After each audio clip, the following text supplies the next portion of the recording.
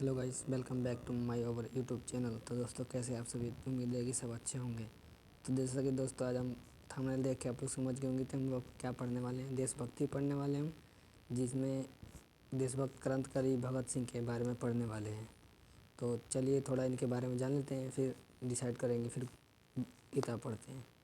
तो भगत सिंह का जन्म जो है 28 सितंबर 1907 को हुआ था और वीर गति 23 मार्च 1931, यानी इनकी 23 मार्च 1931 की मृत्यु हो गई थी। भारत के एक महान स्वतंत्रता सेनानी एवं क्रांतिकारी थे। ये भगत सिंह जो थे, भारत के स्वतंत्रता सेनानी एवं क्रांतिकारी थे। चंद्रशेखर आज़ाद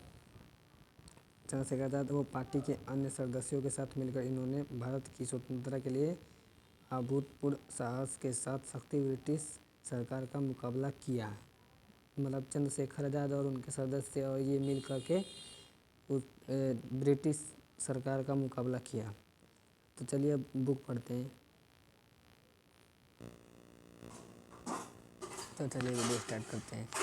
तो जैसा कि भगत सिंह के बारे में पढ़ते हैं। दुनिया भर में जब भी अपने देश के लिए जान कुर्बान करने वाले नौजवान की बात आती है तो सबसे पहले भगत सिंह का नाम लिया जाता है, और लिया भी क्यों ना जाए। इन्होंने 23 साल की उम्र में ही देशभक्ति की अपनी जान कुर्बान कर दी थी देश के लिए।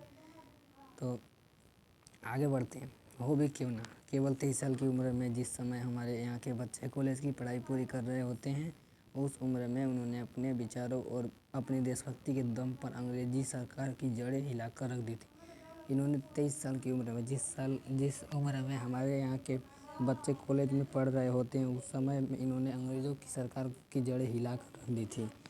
आज भारत में ही नहीं, दुनिया भर में नौजवान शहीद भगत सिंह के जीवन से प्रेरणा लेते हैं और उन्हें अपना आदर्श मानते हैं। भगत सिंह जैसा बनना कोई आसान काम नहीं है। इसके लिए हम अपने बचपन को समझना बहुत ज़रूरी है। उनके बचपन से जुड़ा हुआ एक बहुत मशहूर किस्सा है जो हर बच्चे को जानना और समझना ज़रूरी है। यह किस्सा हमें यह बताता है कि देशभक्त की भावना हमारे अंदर से बड़े होकर नहीं, बल्कि बचपन से ही इसका होना ज़रूरी है। इसमें बता रहा है कि देशभक्ति की भावना बड़े होकर नहीं है, बल्कि छोटे होकर भी होना ज़रूरी है। एक बार की बात है, भगत सिंह के चाचा घर में एक बंदूक लेकर आए। उन्होंने अपने चाचा जी से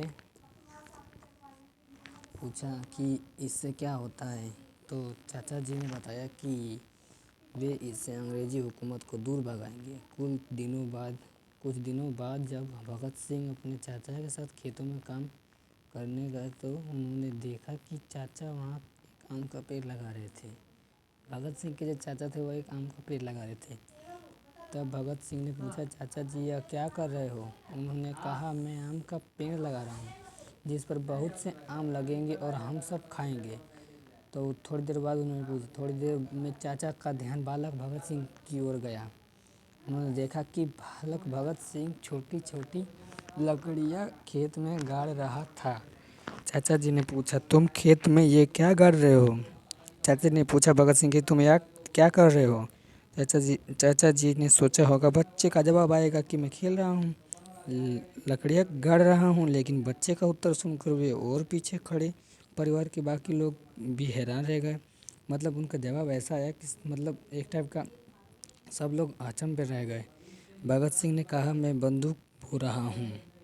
चाचा जी ने फिर पूछा, तुम जानते हो इसका मतलब क्या है? चाचा जी ने पूछा कि तुम इसका मतलब जानते हो, बंदूक बो रहे हो?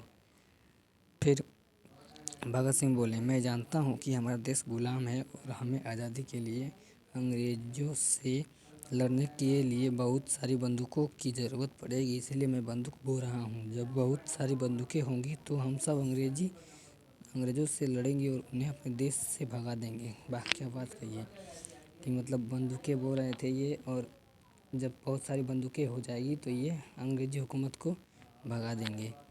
उसके बाद उस दिन भगत सिंह के चाचा जी और पिताजी ने तय किया कि बचपन में इस बच्चे के विचार ऐसे क्रांतिकारी हैं, इसे अपने पालन पोषण में और इसकी गतिविधियों पर विरुद्ध नज़र रखनी होगी, ताकि इसके अंदर की ये प्रतिभा निखर कर आए, ये ऊर्जा कहीं और न बह जाए। बाद में ऐसा ही हुआ। दुनिया भगत सिंह को जानती नहीं, पूछती भी है।